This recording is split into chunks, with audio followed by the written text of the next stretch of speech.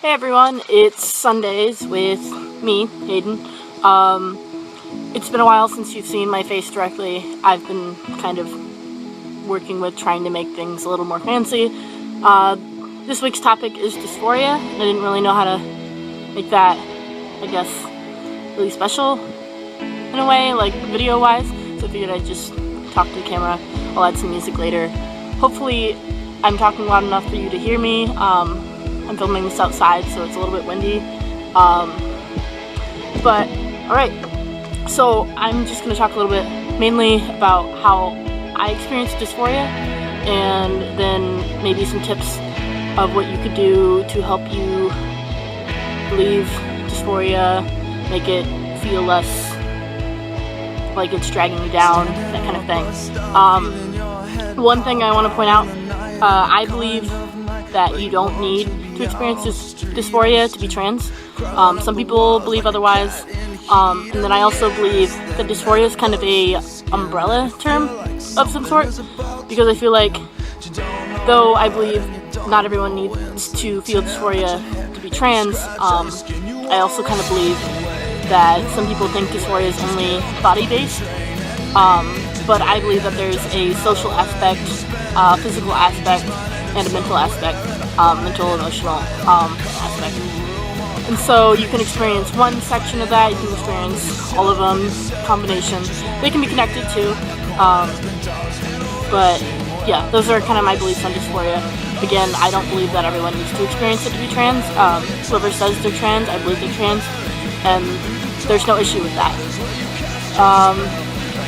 So the way I view dysphoria is, from the beginning of my transition, I felt it in more of a social aspect, where I was really afraid that people would not see me as passing, which can be kind of controversial in saying that, but that's kind of, my goal is to fully pass as just a male. Some people's goal isn't that, and that's perfectly fine. That's why I'd say it's a controversial kind of thing to talk about, but personally I was afraid that I wasn't going to pass as male. And so then there's always dysphoria from if there's enough like cisgender males around, and I'm like, oh, obviously they're male, but like, what about me? I probably don't look exactly male. People probably asking questions behind my back or something. That'll give me dysphoria. I have a lot of chest dysphoria. Even wearing my binder, sometimes I'll be walking and looking down at my chest and I'll be like, does anyone notice? I feel like someone notices because I noticed. I'll kind of imagine that I have something there, which bugs me a lot. But that chest dysphoria is one of my main things. Along with a lot of time I get facial dysphoria, where I'll look in the mirror and I'll think that my face is too round, but I just don't pass because of how my face is structured.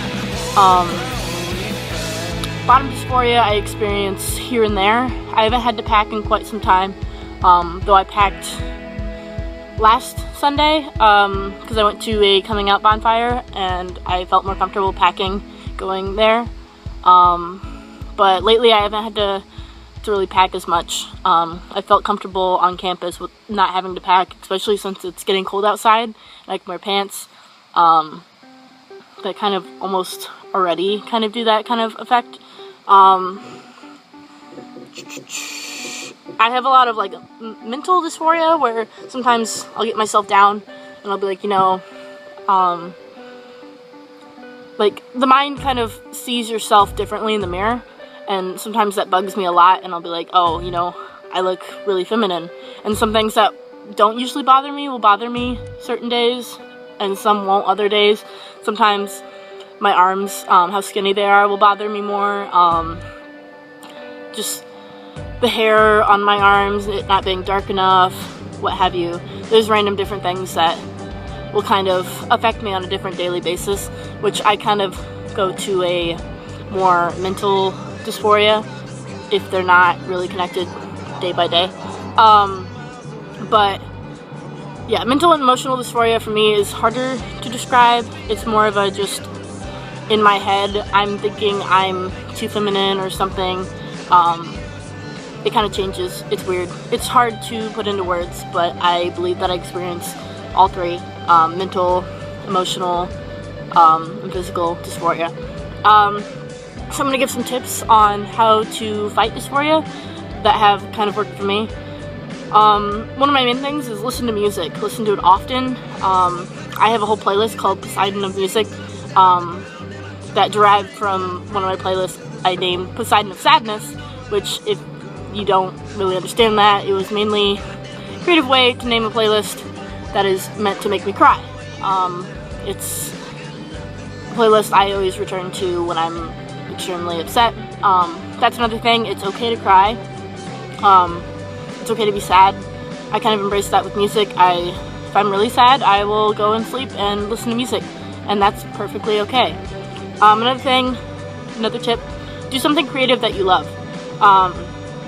Whether that be writing or art or making videos or even just singing really loudly in your car. I find that creative enough.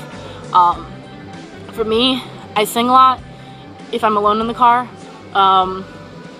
or I write. I am a contributor writer for Hello Giggles and Elite Daily, and so sometimes when I'm feeling really dysphoric or something, I'll sit down and I'll write. I write about trans issues, my own experience of like what dysphoria feels like, what it was like coming out as bisexual compared to being transgender.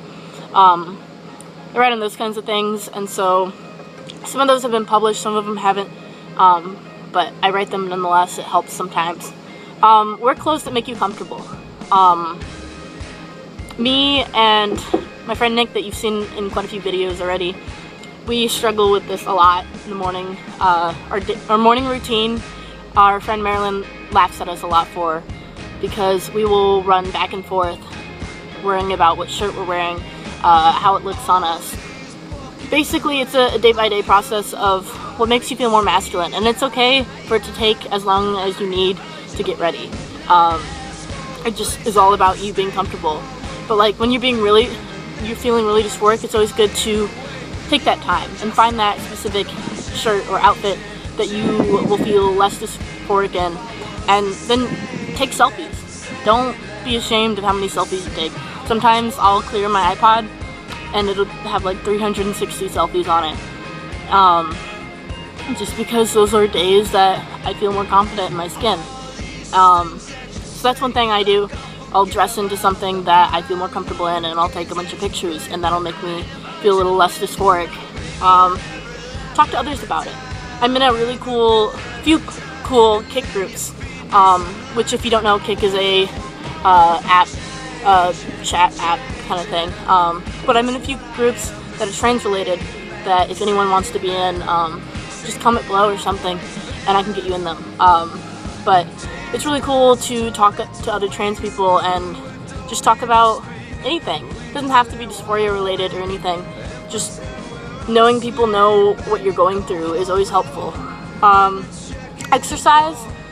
I used to run a lot in the summer, and that helped me a lot. I know it's hard sometimes to exercise, but even like going on a walk, that can make you feel less dysphoric, in my opinion. Work helped me a lot in the summer because it got my mind off of it, and it was just something I had to do. Class does that for me now. I have to go to class, I have to do my homework, so sometimes that's good to get my mind off dysphoria. Sleep. Sleep is the best cure for me if I'm feeling too dysphoric to really do anything. There's no shame in that. If you're feeling too dysphoric to feel comfortable in doing anything, sleep. Sleep, listen to music. It's okay.